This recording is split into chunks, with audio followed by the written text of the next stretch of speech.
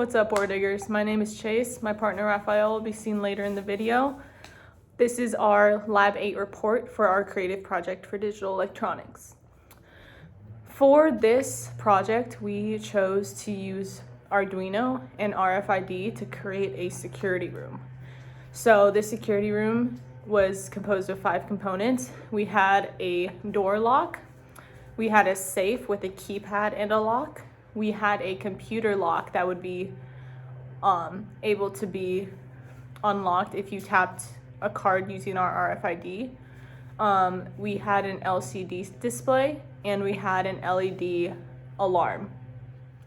Before we go into the build of our circuit, I want to talk a little bit about the Arduino we used. So we used an Arduino Uno for our entire project. This type of Arduino uses an AT Mega 328P microcontroller.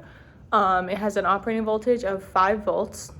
Its input voltage has a recommended range of 7 to 12 volts, but min to max it's able to take between 6 volts and 20 volts. It has 14 digital I/O pins with 6 of them being PWMs, and it has 6 analog pins. The input resolution of the Arduino Uno is 10-bit resolution. The DC current running through the I/O pins of the Arduino Uno is 20 milliamps per I/O pin. An Arduino Uno has 32 kilobytes of flash memory and 2 kilobytes of SRAM. And it has a clock speed of 16 megahertz for its external clock. While making our circuit, our multiple circuits, we used many devices to build every part. So altogether, we used an LCD, we used an LED, we used 2 servo motors, one for the lock on the door and one for the lock on the safe. We used an Arduino Uno. We used an RFID whiz, which was basically the circuit that was built to control the RFID for our project. And lastly, we used a 4x4 membrane keypad as the keypad for our safe. Shown here is the circuit schematic for our project. We had to use 2 Arduino Unos because of how many digital I/O pins are required to work the membrane keypad. So the top circuit is the circuit for the membrane keypad, and the bottom circuit has all of the other components, including our RFID whiz, our LCD display, and our servo. This is the code for our circuit. To the left is the code for the bottom circuit that included the RFID and the servo, and to the right is the code for the membrane keypad. We're going to start our circuit explanations by first talking about our software circuit, which was the computer lock. So this section of our project actually did not work properly. The code ran, and the code didn't seem to have any errors within it, but it wouldn't connect to the keyboard properly to actually unlock the computer. We think that this is because either improper libraries were uploaded or the incorrect libraries were uploaded. We tried uploading different keyboard libraries to our Arduino, but unfortunately that wouldn't work for us. We emailed Josh a few times to try and troubleshoot farther, but he had the same idea as us. It was a library issue, so we weren't able to get it to actually unlock the computer, but we have our code all written out and all of it runs. So we will explain that portion of our circuit. Next, we will explain our RFID part of our circuit, which is basically the controlling part of our circuit. It was made with an RFID whiz, which was a kit that Josh was able to get us for this project. Next, we are going to talk about our keypad circuit and how it runs and how it was used. We were able to get it to work digitally on the computer screen. However, it would not connect to the servo motor that was part of the circuit as well. Lastly, we are going to talk about the LCD display part of our circuit and how it is able to print different commands on its screen depending on when the key is clicked or not clicked, which you will see. And then lastly, we showed our full circuit working together with the servo, the LED, the LCD, and the RFID. Unfortunately, because the keypad was on a separate Uno, we were not able to get it within the same video as the rest of the components. But our last clip will be all of our circuits working together as one.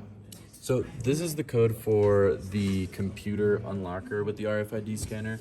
Essentially, whenever you bring your card or your pin close to the RFID scanner, it'll press a key on the keyboard kind of to like wake it, and then your RFID scan tag will actually have a specific number attached to it, and that number, if it matches on here, right here we have it as 48B45A10. That's the card that we're using. And if that matches, then it will automatically input the password to your computer that is predetermined and unlock it. All right, welcome to our little RFID machine. Here we're going to be programming a new card. So anytime that it comes close, it'll activate it. And we can actually program multiple cards at the same time just by holding it here. We're programming another one. So now it works with this one and this one. Pretty cool.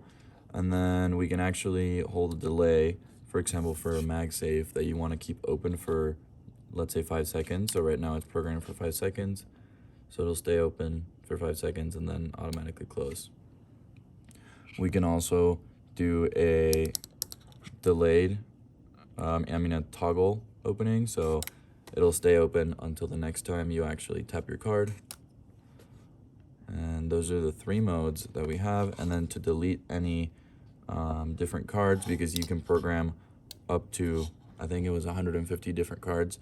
So you just tap for 5, and then it'll reset.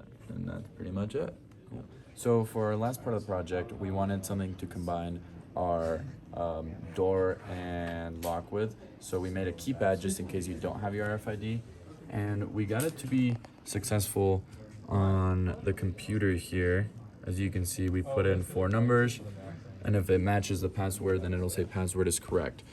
And it was supposed to spin this motor, but we have been troubleshooting it for a while, and we think that there's not enough voltage running through it, because whenever we have the password is correct, it'll start buzzing a bit, but it's not quite enough to move the entire motor.